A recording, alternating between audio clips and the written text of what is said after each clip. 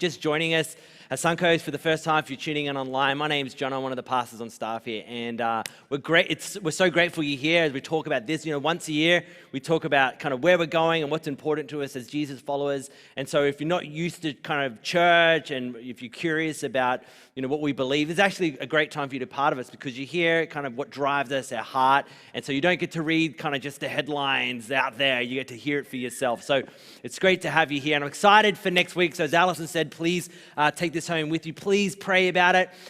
We just are super proud of how everyone gets on board with contributing their part to this, and it makes it be more than just the church that you go to, and you transition to my church that I'm part of, which is a big deal. And I tell you, in the last week, I was reminded why we even do this and why this is important to us, why we haven't just created a kind of Benedictine monastery where we retreat into our little kind of Christian world away from the real world, and why we endeavor to have actually a vision for the future, and why we endeavor to give towards it and to make it real. I got to sit in rooms filled with church leaders from all the different movements in Australia. And the reason this is important to know is because it's actually super encouraging. We hear a lot of the headlines from all different kind of media sources about everything that's wrong with the world. And there is a lot wrong with the world, no doubt about it. I'm not trying to sugarcoat that. But we don't often hear the good that is happening. And I walked away from this past week hearing a whole lot of the stories from maybe churches or expressions of the Christian faith that maybe you wouldn't have much to do with or not at all.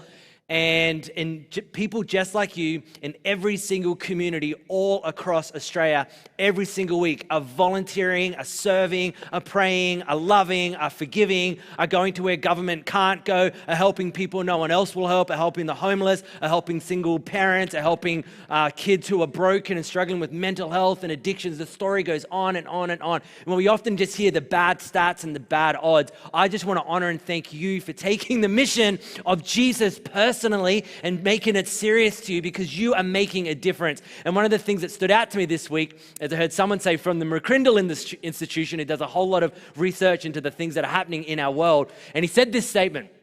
He said, you got to read the tweets less and read the streets more, because what is happening on the streets is far better than what you just hear in the tweets. And if you get what something like, what the heck's a tweet? A Twitter, exactly. Well, Aussies, we don't really care too much. But the point is this, the headlines don't tell the true story. And you know the true story because you are living it and you are part of it and you are making a difference. And so I want to thank you and appreciate you for that. And it's why, to be honest, we've done this series called Irresistible. And there was something about the faith of the first Christians in the first century that seemingly against all odds, against a Roman Empire who would snuff out any whiff of anyone calling anyone else other than Caesar Lord. Yet here were these Jesus followers calling a guy they supposed to be resurrected from the dead, calling him Lord. And then on the other side, you had the Jewish temple who saw them as a very, very harmful cult. It should never have survived, but it did. There was something irresistible about their faith, and it took off. And here we are in the year 2021 in Mumbai, still talking about it and singing about it, right? There's something amazing. So this series, we wanted to rediscover what made the faith of the first Christians so irresistible. And they turned the world on its head, and I'm convinced Jesus followers can do it again. But there's a few things to take note of. And one of the bit of information, you can research it for yourself, but it was highlighted to me in some of the meetings I was in this week, is we are due for a new census this year. But in the previous one, between 2011 and 2016, it brought some interesting information to light about the state of Christianity in Australia. And this is worth knowing. The first point is this, that those two past censuses, between the two, Christianity declined by 16%. Declined. Now, stats don't tell the whole picture, but they definitely should get your attention, okay? So if we're looking at, well, are we doing better? Are we making a difference? Well, if you look at this and go, well, I don't know. Like if less people are identifying with Christians, that's worth asking a few questions about. And one of the questions I asked, well, what's increasing then? These people who are no longer identifying as Christian, what are they identifying as? And if you're like me, you're probably thinking, well, maybe they don't believe in God at all now. They're atheists, or they're not sure. They're kind of there's a God. They don't know what to call him or her, agnostics. But this is what's amazing. Agnostics and atheism also decreased significantly. In fact, atheism between those two dates decreased by 45%. And agnosticism declined by 24%. They're doing worse than Christianity. So you got to wonder, who's winning? Who is increasing in Australia? Well, you know what it is? The nuns. Nuns. And when I said that, you're all thinking this, weren't you? I know you were. And all those who are English teachers, you were like, he spelt none wrong, but there you go. No, I literally mean those who do not have a title, have no affiliation whatsoever, just nothing. Now, they very well believe in God and they actually like Jesus, and the stats would say that everyone, particularly in Australia, vast majority of Australians really like Jesus. They're for Jesus, right? But they've disassociated with the word Christian. They don't want a title or a label, and this is 48% growth. Almost, if Christians make up about half of Australians, the nuns make up about a quarter. That haven't necessarily left faith, they just don't associate with the boxed in rigid title of Christian anymore. Now, if you're a parent here, this should get your attention. If you're a grandparent here with young grandkids or old grandkids, this should get your attention. If you would consider yourself a younger person here, this should get your attention. If you care about the next generation, if you care about the future, this kind of statistic should get your attention in a big way. And when I saw this, it forced me to ask a question. It's the question I want to finish our series with today. What is the faith of the next generation worth? Or more pertinently, what is the faith of the next generation worth to you? And when I use the term next generation, yes, I'm meaning millennials and Gen Zers and, the next batch of humans coming up.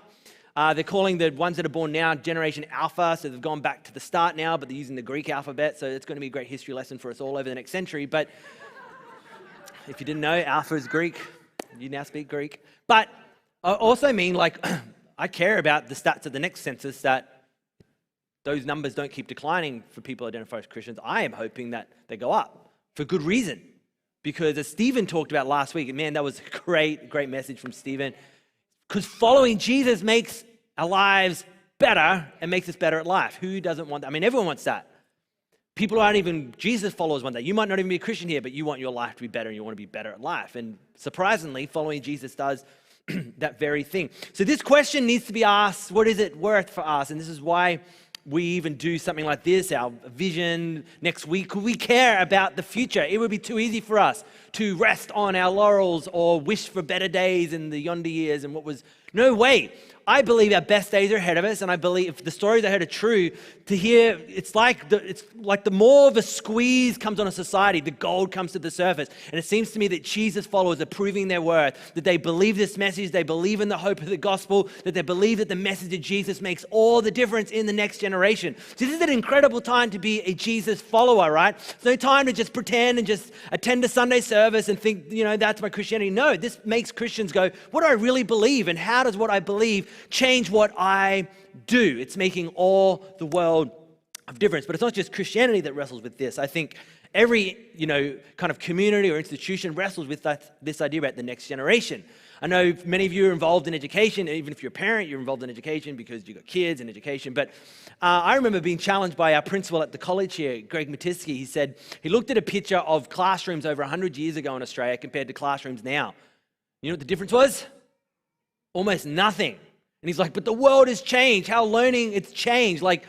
Society has changed, and our environments need to reflect not only how it's changed, but where it's going to be. So I know in the new endeavors of the college, they're building a whole new primary facility. It's designed around this idea of what the future looks like and how do we create environments that foster the potential and intelligence and all the gold that is inside the next generations, right? If for sports fans here, where are my sports fans at? Don't have to answer that. But I remember when 2020 cricket started taking off big time in Australia.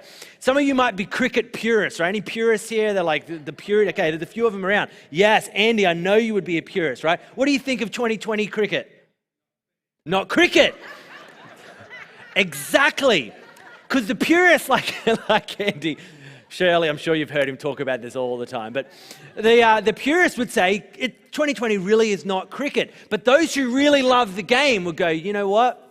For the survival of the game of cricket, it needs to adapt. And 2020 has, look at the stadiums now, they're filled again. I know you don't agree with that, Andy, but cricket is surviving for the next generation. Marriage is no different, right? If you got married, pre-kids, marriage had a certain, rhythm to it. Kids come along, the rhythm changes. And if you care about the future health of your marriage, you got to respond to that difference. You can't, if you expect, they're different. I remember Chloe and I, when we would plan our holidays before kids, there were these, glamorous locations like Bali, And me, remember those days, everyone? That $40 hotel seems pretty good right about now, right? So we, Phuket, all the great places. And then kids came along, so like, hey, we need to shift, we need to adjust, because it's different now. We care about the next generation. So we're like 1770, we're going. And so 1770, now, do you know what the plan is this year for annual leave with my kids? Putting a tent in the backyard. So things have just got to keep shifting here, changing. But the biggest thing that caught my attention about the stats of those identifying or not identifying with Christianity and the increasing nuns, those who identify with nothing, is that I found the number one reason why people disassociated with Christianity. It was the church. The number one reason for disassociating with Christianity, and this was like voluntary information, people weren't forced to give this information, was some issue with church, the organization of church. Now, as far as I'm concerned, as far as I know, no one wrote down in the census in 2016 Suncoast Church, particularly. But this is worth us wrestling with. It wasn't their issue with Jesus or the idea of belief or faith or God or even the gospel. People had obviously had bad experiences with church, which breaks my heart to think that those tasked by Jesus himself to be stewards of his message, of the good news, delivered something different that left a bad taste in someone's mouth. Now, we know all the reasons for that, and I certainly know, I pray and hope, and I know you take this personally if you call Suncoast Church home, that this is highly not the case in this community. In fact, I want to thank you for creating, as Alison mentioned before, a church environment that lets the next generation win, and we see stories like this. I'm one of those stories.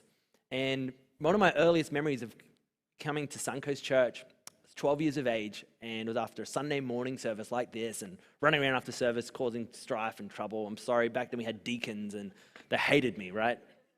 I'd steal the communion cups and everything, and I was a bad pastor's kid. And so one time I came running all the way around the back and ran towards the restroom with that big door is, and I ran into it and slammed it open, and there was an elderly gentleman that was right there behind it, and he quickly moved out of the way and stood there, and I was waiting for him to give me like the third degree, and I deserved it. But he didn't. He stood by, and he smiled at me, went, "God bless you," and let me pass by. Some of you would remember him. His name was Morris Hovey. He's now with Jesus.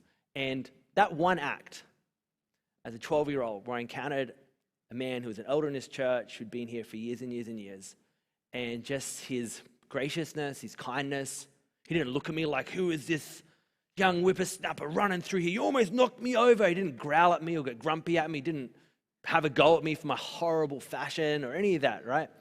I'll never forget the smile on his face. He stood by and he smiled at me with such kindness. It was irresistible. Won me over. There's something about his faith that I want. And then when I'm 95, not only do I want to be the guy standing by and let the next generation have fun running by and smile at them, I also want to stick my foot out and trip them over. Just accidentally. Just accidentally. But this thing here is, funnily enough, has been a wrestle and a tension that Jesus followers have been wrestling with forever. In fact, right at the start of the Christian story in the first century, as the church was growing and expanding, it was issues around church rules and church culture and church programs and church expectation that started muddling the waters of the message of Jesus, of the message of the gospel. And in fact, one of the biggest kind of church council meetings that we have recorded in the New Testament is in the book of Acts. We're going to look at it today. Happened around this tension where Gentiles who weren't Jews started becoming Jesus followers. And this, even though Jesus said this would happen, you remember he said this is a message for the whole world, for all nations. It's like for the first few years, they ignored that part, and it was just this exclusive Jewish kind of community of Jesus followers.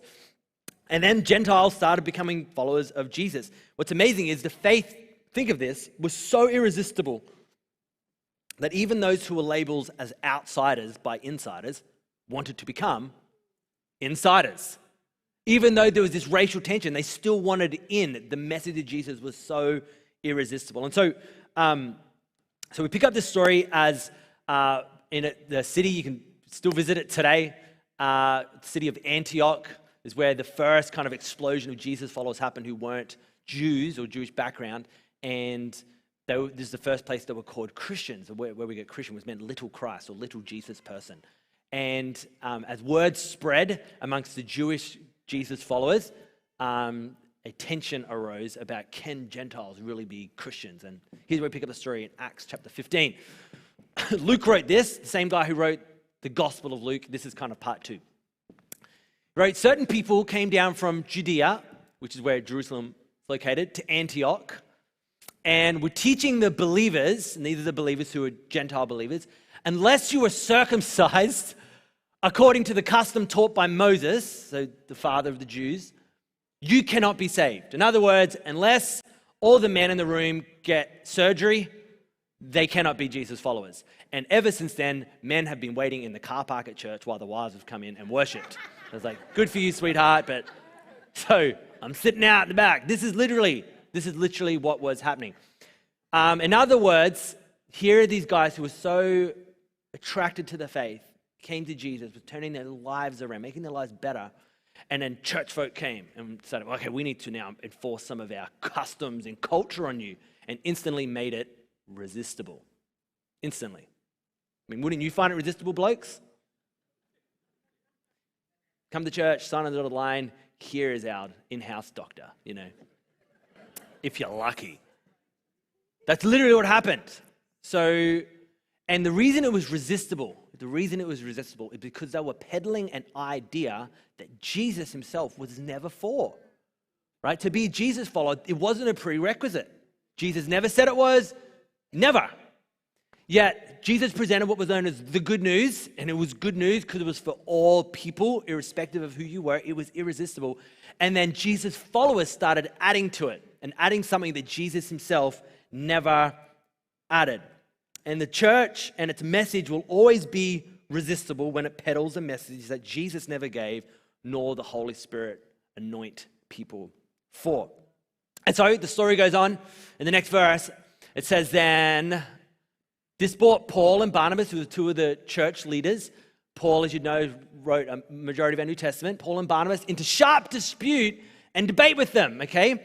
As you can imagine, you've probably been in a debate with them as well. So Paul and Barnabas were appointed, along with some of the other believers, to go up to Jerusalem to see the apostles. These were the church leaders. So you had like Peter was there, John was there, James, the half-brother of Jesus, was there, like the big weights of the church. They're all in Jerusalem. They're going to go to Jerusalem to ask the apostles and elders about this question. I love this because this is right at the beginning, okay? This was unprecedented. Outsiders were becoming insiders. The message was spreading. They were finding it irresistible. And as soon as people started finding it irresistible, church folk then started making it resistible and putting things on it. But there were straight away men and women who said, whoa, we need to stop. We're like, let's not make this harder than it is. Let's not make this something that Jesus never intended this to be. And they immediately started resisting what made the faith resistible. And I think it should be the same with us. We should always resist what makes the faith unnecessarily resistible. Right? So there are some parts of faith that are just tough and difficult, right? Like what we believe is a big, like it's not exactly cricket, we believe a dead guy rose from the dead. Like that's a lot to get your head around in the early stages, right? When you get it, the whole thing makes sense. But that's tough, right? And that's not exactly an irresistible message at first. Like it's tough. And so, but what we find right from the beginning, there was this temptation for us to superimpose our prejudices or our cultures or our backgrounds to add to it that makes the faith unnecessarily resistible. And so it goes on. Paul and Barnabas head to Jerusalem. They sit there with all the heads of the church, all the elders, and the conversation continues. It says, and some of the believers who belonged to the party of the Pharisees, this is worth noting that like many of the Jews who were opposed to Jesus became Jesus followers. Even those who were Pharisees, they were Jesus followers. They still had their cultures and their customs. They stood up in the council of all the church leaders and they said the Gentiles must be circumcised and required to keep the law of Moses. Now, if you're not a Christian here, you're not familiar with kind of the background and why all this talk of an operation here, you have to understand in the old covenant before Jesus for the Jewish people, circumcision was a physical sign of devotion to God. But what was different about it is you never made that decision for yourself. Your parents did, right? And it was just men, and that was it. But what changed with Jesus, it wasn't a physical operation that happened. It was an inward operation that happened on the human heart that takes place when you become a Jesus follower, right? So it's different. But here were the Pharisees saying, no, the heart change isn't enough. It needs to be something, there needs to be a physical change, right? There needs to be an operation. And notice the term must, that the Gentiles must be. And what's interesting is what you and I determine is a must for being a Jesus follower is essentially saying what we deem as a major thing. So whenever we say this is a must, it means this is a major.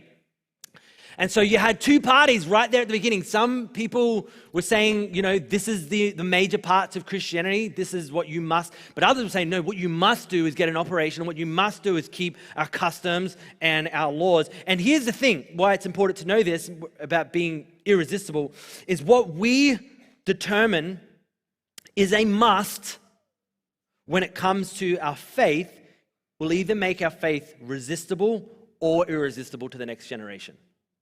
Let me say it again. What we determine, right? What our generation determines is a must. This is what you must do to be Jesus' follower. This is what you must do. What we determine is a major point will either make the faith resistible or irresistible.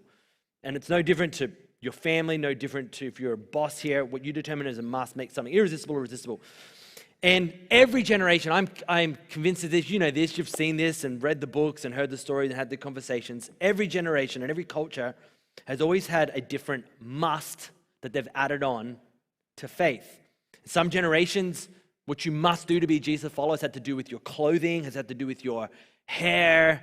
Some generations had to do with where you're allowed to work, who you had to vote for. Some generations, like it had a must, you must avoid this, you can't touch alcohol, you can't engage in entertainment. Some circles, there's certain theology and belief angles that you must adhere to, and other ones, it's how they deem you handle behavior. Like every culture has had the different must that they've added on.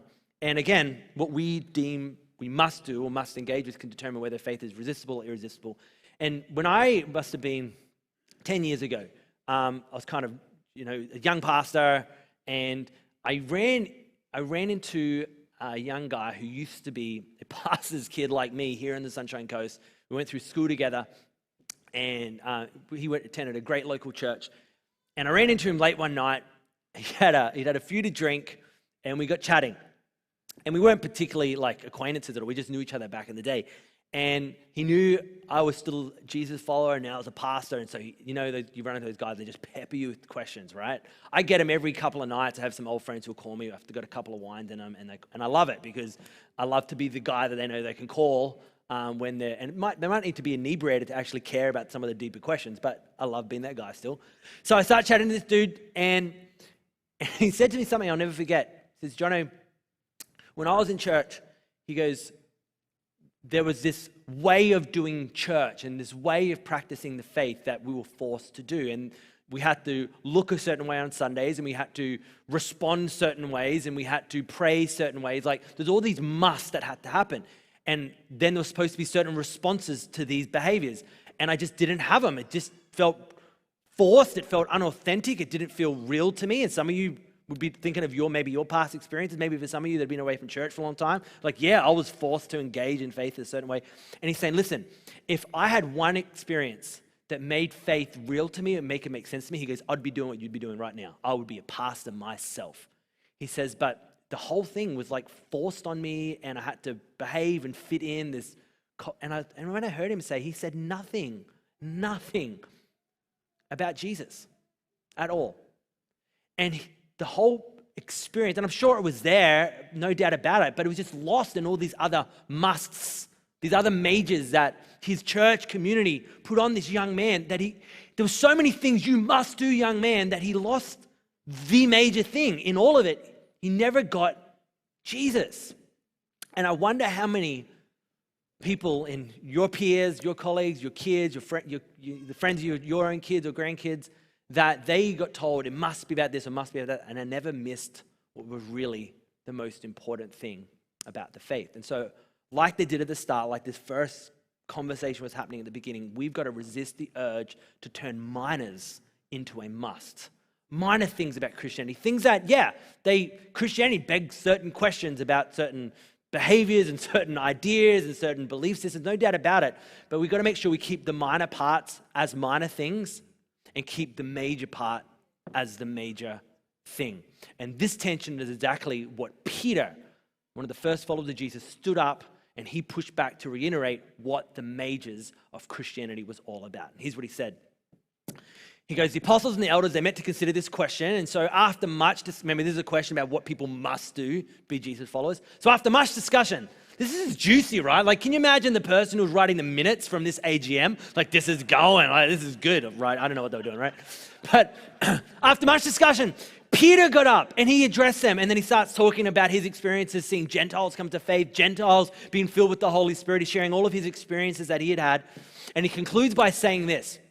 In verse 10, he says, now then, he says to those sitting in and everyone here is with Jews, and he goes, now then, why do you try and test God by putting on the necks of Gentiles a yoke? Now, a yoke was what they would refer to the teachings of a rabbi. Every rabbi, there were many rabbis in Jesus' time, they would have their teachings or their customs or their ways, and they would refer to that as the yoke. In the same way that two oxen would be yoked together as they tread the grain, you would yoke yourself to the teaching of a Pharisee, okay? So Peter says, why would you put on the necks, like an oxen of Gentiles, a yoke that neither we nor our ancestors have been able to bear? As if to say, listen, all of our customs that we've been trying to live for thousands of years, none of us have done it well. Why are we forcing this onto the next generation? We haven't been able to bear it. You don't even like it. We're all grumpy. We're always fighting over it. And now these next generations coming through that aren't from our background, aren't from our culture, they're just in love with Jesus and the gospel has turned their life around. Why are we trying to force them into some stuffy, closed-in cultural box of what we think the faith should look like? And it goes on in the next verse and says, no. We believe that it is through the grace of our Lord Jesus that we are saved just as they are. So he's saying to the Jews, listen, even though, cool, Peter's getting claps 2,000 years later. That's amazing. That's how good this church meeting was, right? But could you imagine the tension in the air? Because everyone was Jews. And the Pharisees were there who devoted their whole lives to the purity of following their customs. And then Peter's essentially saying to them, all for nothing, lads. Just believe. Like, but what about and the surgery and all this? Yep, for nothing. I'm exaggerating a little bit, but you can imagine the tension that was in the air. And so Christianity, and I think you'd agree, will always be irresistible when it stays yoked to what made it irresistible at the beginning. The more our Christianity looks like Christ, the more irresistible it will remain. So, come on. If you're a churchy, if you're a Christian, listen, keep it about Christ. May the thing that revs your engine, gets you fired up, be what revved Christ's engine and got him fired up. The things that Jesus leant towards and what broke his heart, let those things break your heart. Resist the urge to be super militant about maybe the minor stuff. I'm not saying they're not important, I'm just saying they're not the most important thing. Be about the major stuff, right? So Peter's saying, listen, I'm not saying that everything we believe is wrong, but it's a new day now. Jesus has come. And we aren't built on customs and culture and history anymore. We are built on the grace of Christ. Let's represent him. So Peter goes on and says this, and other few of the leaders say something, and then the boss, the big dog, I shouldn't really use that term, but there you go, stood up, James, who was the half-brother of Jesus. And you can imagine James's tone, okay? because we read in the gospel accounts that prior to Jesus' resurrection, his brothers didn't believe him. And who blames him, right? If your brother's walking around, your big brother saying he's the son of God, what are you going to think? And what would it take to convince you that he wasn't lying? Maybe to be resurrected from the dead? That's what Jesus did. So then James goes from mocking his brother to, all right, better follow him, So he was just like, that's James. It's one of the greatest evidences we have for the resurrection of Jesus is that one of Jesus' siblings was a Jesus follower. Get your head around that for a second, right? So anyways, James at the end stands up to kind of conclude the matter, like to call it as the boss. He stands up and he makes his judgment at the end. After hearing all sides, he says this. This is remarkable. He says, it's my judgment. So this is the conclusion of the matter. It's my judgment that we should not make it difficult for the Gentiles who are turning to God. This is 2,000 years ago, okay? Church committee meeting. What do we do? What do we do? And the boss just stands up and goes, listen, if people are coming to faith, let's not put up boundaries and obstacles. It's hard enough. Let's not us. The world's going to make it difficult enough. Culture will make it difficult. Let's not let our church stuff make it difficult for the next generation who are turning to God. In other words, he wasn't addressing something they were believing in. He was addressing how they applied their faith. And it's the same with us. What made Jesus irresistible wasn't what he taught people to believe. What made him irresistible is how he treated people. It's what he did. It's how he applied the faith. And it's the same with us. It's not what we believe necessarily that makes the faith irresistible. It's how we apply our faith. It's what we do, right? So the Christian meeting wasn't a debate about theology or doctrine. It was about how do we apply our faith? What do we do with this? How do we invite people in? How do we make this something that people can wrap their heads around? This is the debate they were happening because at the time they were putting up walls, they were making rules, they were demanding more and more than people could give, and they were majoring on minors unnecessarily. But Jesus came along and he taught his followers how to apply their belief to everyday life. And here's where I want to finish this series of this one little passage that Jesus taught about how to apply what we believe. So John recorded, John said, this is the Last Supper that Jesus was having the night of his betrayal. Judas had just left the room to go and dob in Jesus to get his 30 pieces of silver. Going to give away Jesus' hiding place so the authorities could come and arrest him at night. And once Judas has exited, there's just 11 disciples left. And Jesus is like, all right, I'm going to drop a bomb on them. And he says this to them. In John 13:34, he says, a new command I give you. Now, you have to understand him using this term command and a new command was a loaded statement to the Jewish men in the room because they were familiar with commands. In fact, they had over 600 commands that their whole lives had been trying to keep.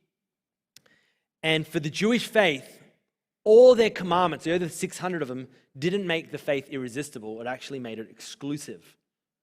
And so Jesus comes along and said, listen, I'm giving you now a new command. But what was different about this? He wasn't giving a new command to add to the 600 and something that were already there. He was doing something remarkably different. He wasn't adding to all the previous commands. He was replacing them with one new command. Now, this is a big deal because, again, remember the men in the room had been trying to keep this whole swath of laws for a long time. And what Jesus was doing here was more than just summarizing all the previous laws, the way to apply your faith in God. He wasn't just summarizing it, he was replacing it. He'd summarized it previously. He'd given kind of his executive summary, if you will. And he was asked multiple times, and the Gospels record it, how do you conclude the law? How do you summarize down the 600 and something laws? And he says, easy. Love God, and love your neighbor as yourself. And that wasn't even unique to Jesus. Rabbis would do that all the time. Every rabbi, that was kind of like their yoke. They had their unique reading on what all the law was summarized as, right? So Jesus wasn't giving a summary here, okay, of all the law. He'd done that before. He was replacing. Now again, this isn't, just so you don't get concerned with this word replacing. Remember he said prior to this, he said every part of the law needs to be fulfilled, and it was all fulfilled in Jesus. So everything that needed to be accomplished to apply your faith according to the old custom that Moses had set for the Jewish people, Jesus fulfilled every single one of it. So it was done. He's like, I need to replace it now with a new commandment. And this is the new commandment he gives. He says, here's my new commandment. I want you to love one another. Now, can you imagine the men in the room? They're like, hang on. We've heard this before. This is like the same as the other one, right? You said, but no, there's a difference. Because the previous one, Jesus talked about loving your neighbor as yourself, okay? So it's something you feel. It's like a feel you have. I want to love in the same way I love myself. He said, but Jesus defined what he meant by this love, and he went one step further. He said this, a new command I give you, love one another. As I have loved you, so you must love one another. In other words, this is big. He wasn't telling them to feel something. He was telling them to do something. And he wasn't leveraging any religious law. He was leveraging how he treated the men in the room. He literally had examples. He said, listen, you know how I've treated you. That's how I want you now to treat others. And this is going to replace all the law.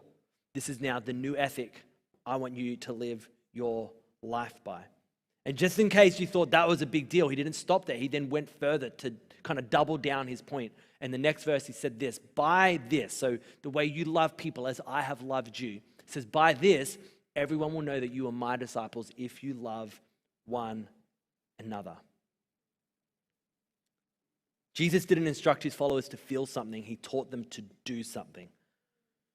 And in the same way, what makes our lives as Jesus followers irresistible isn't something necessarily that we believe. It's something that we do. Jesus said, what's going to identify you as a Jesus follower isn't your unique belief. As much as that's part of it, he said, what's going to cause you to stand out is how you treat people. It's that would you love people the same way that I have loved you? It's like defined. It's like, it's a verb. It's like go and love that person. That's it. That's the new command. And so it wasn't that it was this unique belief that was going to make Christianity irresistible. It's the unique things Christians did. And you know, historically, this is how the first century Christians made the faith so irresistible. It's what they did. In fact, and you can read in your own time all the history of what happened in the first 2 centuries. But I remember one story that's always gripped me is hearing about the culture in the Roman Empire of infanticide, which essentially they had a custom of exposing their newborns. If it was a gender you didn't want, if your child was born deformed in any kind of way or looked like there was something weakly about them or it was just an unwanted pregnancy, it was encouraged custom to what they call expose your child, leave them on the doorstep of your house, and that way you weren't killing it. Either the weather would get it, or wild beast would get it, or a couple who weren't able to have children would come and take it for themselves. It was super common practice until the Christians came along. And the Christians were spotted on the dung heaps, collecting unwanted kids and adopting them, and found them in the rubbish piles of Roman colonies whenever there's a kid abandoned. And why did they do that? There's nowhere Jesus said, go after the kids abandoned by their parents. He never said that. He gave one overarching teaching, command, ethic that permeated into everything they were to do. Like, how do we love others as we've been loved by God? And they just kept drawing it to its conclusion. And they started seeing kids that were abandoned saying, I was abandoned by the world and God rescued me. I've got to love people the same way. And they started adding dignity and value to even the most humblest of life. And here's the thing, Christians in that regard, Jesus followers, changed the world before they even changed the law. It wasn't until about 300 AD that eventually the empire caught up and made a law. Stop leaving your kids on the doorstep when they're newborns, right? Christians changed the world before they changed the law. There was something irresistible about what they did. Here's the thing. They didn't change the world by protesting how bad it was. They changed the world by showcasing Jesus' new ethic. So I say that to say, this is what an irresistible church looks like. And the church changed the world once before, and I am convinced it can do it again. And we have so many organizations and community groups and people groups, more and more and more in the 21st century, that are known for what they stand against and known for what they're against. But could you imagine if we took a different line? Can you imagine a church that wasn't known for what it stood against, but could you imagine a church that was known for what it was for? That we are for the next generation, that we are for the downtrodden, that we are for all people, that we are for those who even aren't for us, that we are for those who don't even believe or think like us, and why our vision is to be a church that unchurched people love, so that people in our community might go, you know, I don't believe everything you believe, but when I look at how you treat people, man, that makes me envious. And I don't not necessarily believe it's kind of weird some of the stuff you believe, but man, I want to employ your people because what your people do is different to what everyone else does. Man, I think kind of the stuff you believe is a little weird, but I definitely want my daughter to marry the young man who will do what you do because what they do is different to what all the other young men do, right? That's what I mean by irresistible. And imagine a church that was known for what it was for. And again, I sat in Canberra this week hearing all the stats about how broken the next generation is. Man, it is overwhelming. You live in the same world as I do. If you take time to get out of your zone and see what's happening in the world, there's just brokenness everywhere you look.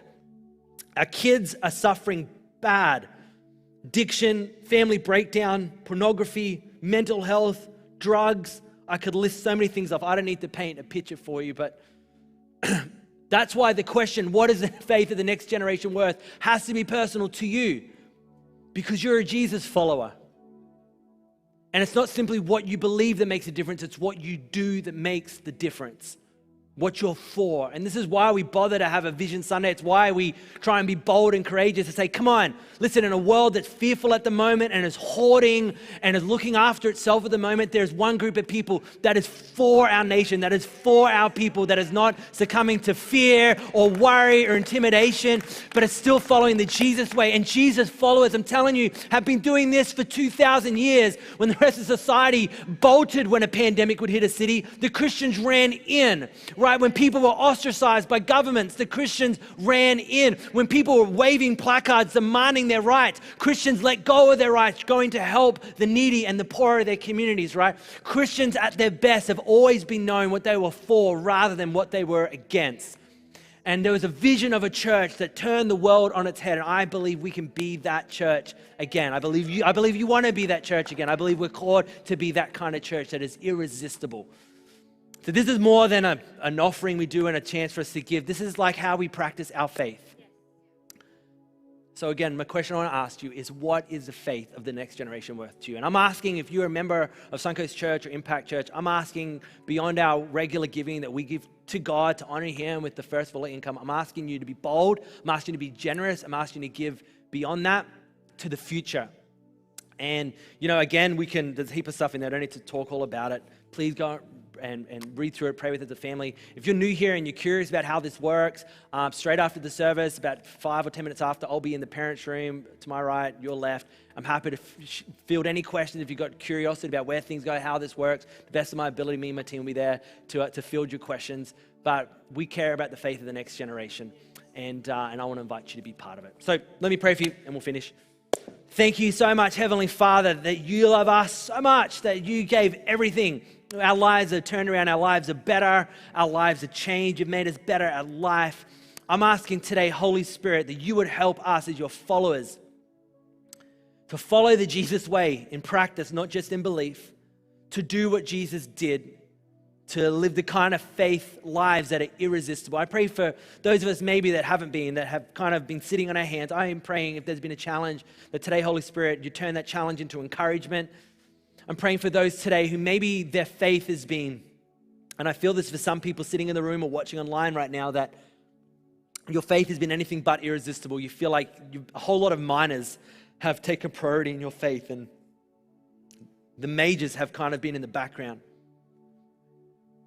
Feel today the Holy Spirit wants to bring Jesus to the center of your faith again, the center of your life. Lord, let Jesus be more real to every one of us today than he has ever been. Thank you for helping us be the kind of church that can change the world. I pray this in the name of Jesus. Amen.